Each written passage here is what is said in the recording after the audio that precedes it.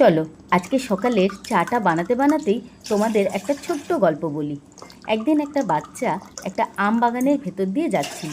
গাছে দেখলো প্রচুর পাকা পাকা আম হয়ে আছে। দেখে তার চোখ তো ছানা বড়া।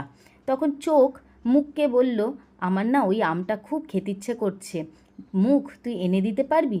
মুখ বলল, আমি তো শুধু খেতে জানি, আমি আনবো কি করে? তুই হাতকে বল, হাত গিয়ে আমগুলো পেড়ে আনবে। তখন মুখ হাতকে বলল। হাত শুনে বলল, আরে আমি তো পারতে পারবো আমগুলো, কিন্তু আমি তো আম গাছ অব্দি যেতে পারবো না, তুই পাকে বল। তখন হাত পাকে বলল যে, তুই কি আমগুলো আনতে পারবি?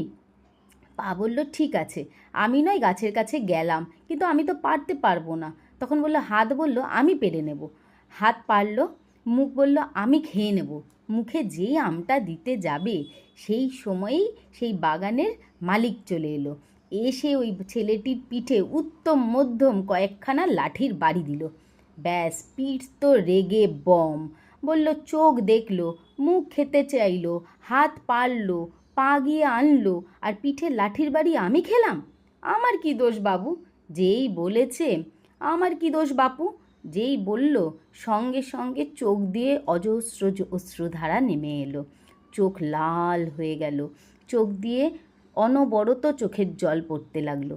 তাই বলি, প্রথম আমটা দেখে লোভ কার হয়েছিল? ওই চোখ। ওই চোখ কিন্তু প্রথম দোষ করেছে। তাই পাপের ফল তোমাকে পেতেই হবে, কর্মফল পেতেই হবে। এই পৃথিবী গোল, তুমি যা করবে ঘুরে তোমার কাছে আসবেই, সেটা যেভাবেই হোক। তাই এমন কোনো কাজ আমরা কেউ করব না যাতে অন্য কেউ দুঃখ পায় বা অপরাধজনক কোনো কাজ। তাই কর্মফল ভোগ করতেই হবে, কারণ ভগবান সব দেখছেন।